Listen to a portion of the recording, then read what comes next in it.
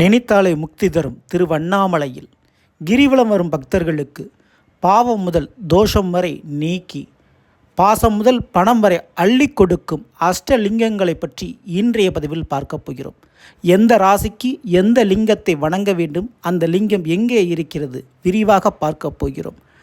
வீட்டில் எத்தனை உறவுகள் இருந்தாலும் தலைவன் என்றால் தகப்பன் தான். அப்படி திருவண்ணாமலையில் எத்தனை லிங்கங்கள் இருந்தாலும் தலைவன் என்றால் என் தகப்பன் அண்ணாமலையார் தான். அப்படிப்பட்ட அண்ணாமலையாரை வணங்கிவிட்டு ராஜகோபுரத்தில் இருந்து கிரிவலம் ஆரம்பித்தவுடன் ஒரு 500 மீட்டர் தொலைவில் முதல் லிங்கமாக வருவதுதான் இந்திரலிங்கம். இந்திரன் வணங்கிய லிங்கம் என்பதால் இந்த லிங்கத்திற்கு இந்திரலிங்கம் என்று பெயர் பெற்றது.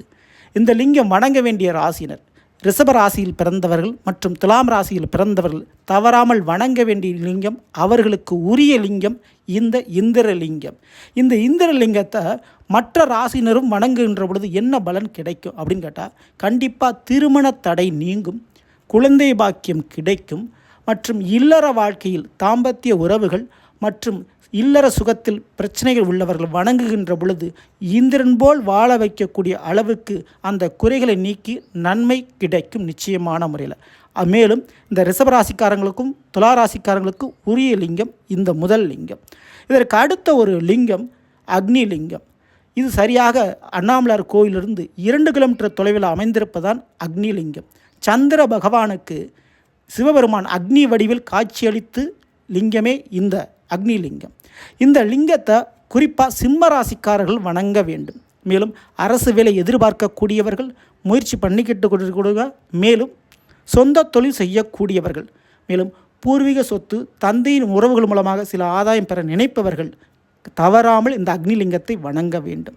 இதற்கு அடுத்த ஒரு லிங்கமாக இருப்பது தான் யமலிங்கம்.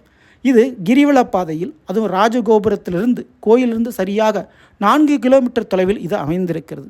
இந்த லிங்கம் விருச்சிக ராசியில் பிறந்தவர்கள் கண்டிப்பாக வணங்க வேண்டிய ஒரு லிங்கம். மேலும் யம பயம் உள்ளவர்கள், அதாவது உயிருக்கு பாதகம் உள்ளவர்கள், செய்வினை, ஏவல், பில்லி சூனியம் போன்ற பயம் சம்பந்தமான கோளாறு உள்ளவர்கள் மற்றும் உயிருக்கு கண்டமான ஏதேனும் பிரச்சனை உள்ளவர்கள் மற்றும் விருச்சிக ராசினர் என அனைவருமே வணங்குகின்ற பொழுது ஆயுள் தீர்க்கமடையும், எதிர்பாராத விபத்துகளும் வம்பு வழக்கு பிரச்சனைகளும் நீங்கும் நிச்சயமான முறையில். மேலும் இந்த லிங்கமானது யமனுக்கு சிவபெருமான் தாமரை மலரில் லிங்கமாக தோன்றி காட்சி கொடுத்தார். அப்படிப்பட்ட லிங்கம்தான் இந்த யமலிங்கம். இதை வணங்கி உங்களுடைய ஆயுள் சம்பந்தமான பிரச்சனையிலிருந்து நீங்கள் காப்பாற்றி கொள்ளுங்கள். மேலும் உங்களுக்கு நெருங்கிய உறவுகளுக்காகவும் இங்கு வந்து நீங்கள் வழிபடலாம். இதற்கு அடுத்த ஒரு லிங்கம் அப்படின்றது நிருதி லிங்கம்.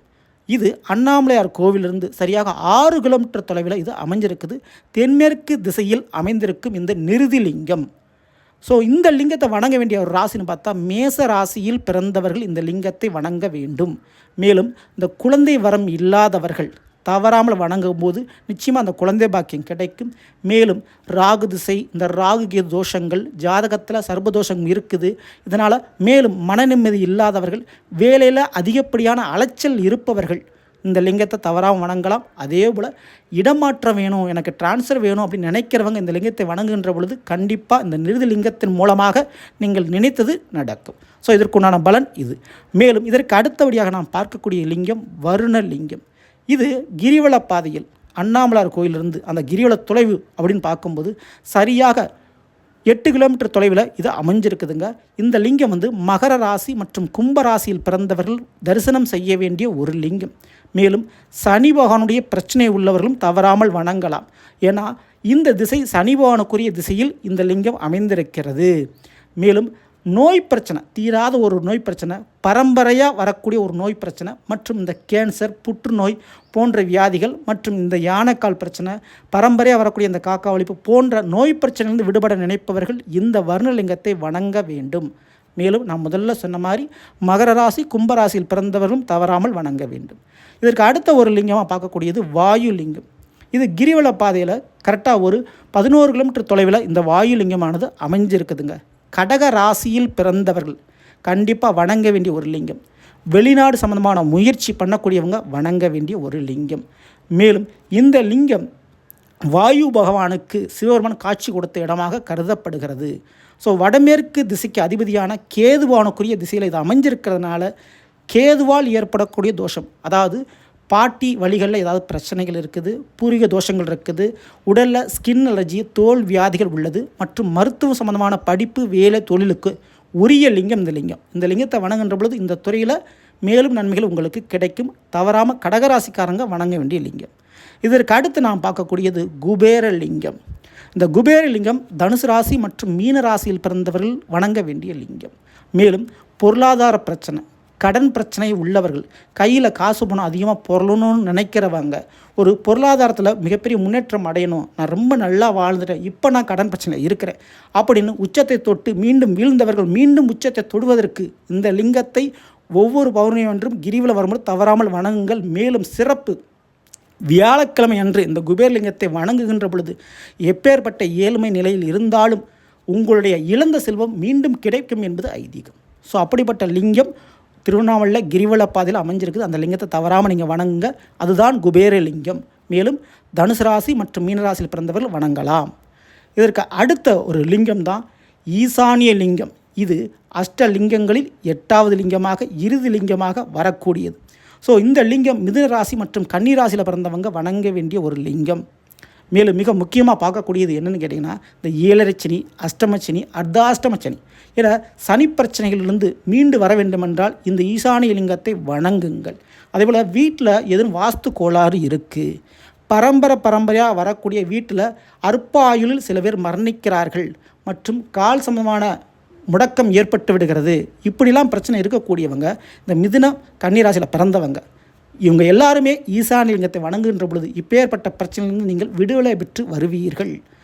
மேலும் கல்வி கலைகளில் தேர்ச்சி பெறுவார்கள். சரியாக படிக்க முடியல, ஒரு கலையை கற்றுக்க முடியல அப்படின்றவங்க இங்கே கண்டிப்பாக வணங்குகின்ற பொழுது ஞானம் கிடைக்கும், ஞானம் தெளிவடையும். ஸோ இது நந்தீஸ்வர பகவான் வணங்கிய லிங்கம் இந்த ஈசானிய லிங்கம். சரிங்களா? ஸோ இது அஷ்டலிங்கங்களில் இறுதி லிங்கமாக வரக்கூடியது. இந்த லிங்கத்தை வணங்குகின்ற பொழுது இவ்வளவு நன்மைகள் உங்களுக்கு கிடைக்கும் நண்பர்களே. ஸோ இப்படிப்பட்ட இந்த அஷ்டலிங்க தரிசனம் கிரிவல பாதையில் 14 கிலோமீட்டருக்கு தொலைவில் இது அனைத்தும் அமைந்திருக்கிறது, அடங்கி இருக்கிறது. அண்ணாமலையாரை வணங்கிவிட்டு இந்த அஷ்டலிங்கங்களையும் ஒவ்வொரு ராசியினரும் தவறாமல் வணங்குகின்ற பொழுது ஒவ்வொரு விதமான பலனை அள்ளி கொடுக்கின்றன இந்த லிங்கங்கள். ஸோ மேலும் இது எல்லாத்தையும் தாண்டி ஒவ்வொரு பௌர்ணமி என்றும் கிரிவலம் என்பது சிறப்பான முறையில் எல்லா மக்களும் செல்வது திருவண்ணாமலையில். அப்படி செல்கின்ற பொழுது இந்த லிங்கங்களை மறந்து விடாதீர்கள், உங்கள் ஞாபகத்தில் வைத்துக் கொள்ளுங்கள், வணங்குங்கள், உங்களுடைய வாழ்க்கையை மாற்றிக்கொள்ளுங்கள். இறைவன் நீங்கள் கேட்கும் வரத்தை கொடுப்பதற்கு முன்பாக உங்களை வழியை போக்குவார், அதன் பின்பு வரத்தை கொடுப்பார். அதில் எந்த விதமான சந்தேகம் இல்லை. அப்படிப்பட்ட அண்ணாமலையார் எல்லாருக்கும் எல்லா விதமான அருளும் அன்பும் ஆசியும் கொடுப்பார் என்பது நிச்சயம். உங்களுக்காக நானும் பிரார்த்தனை செய்கிறேன், நீங்களும் பிரார்த்தனை செய்து கொள்ளுங்கள். இந்த பதிவு பிடிச்சிருந்தால் லைக் பண்ணுங்கள், மற்ற நண்பர்களுக்கு மறக்காமல் ஷேர் பண்ணுங்கள். அடுத்த பதிவு சந்திப்போம். ஓம் நம சிவாய்.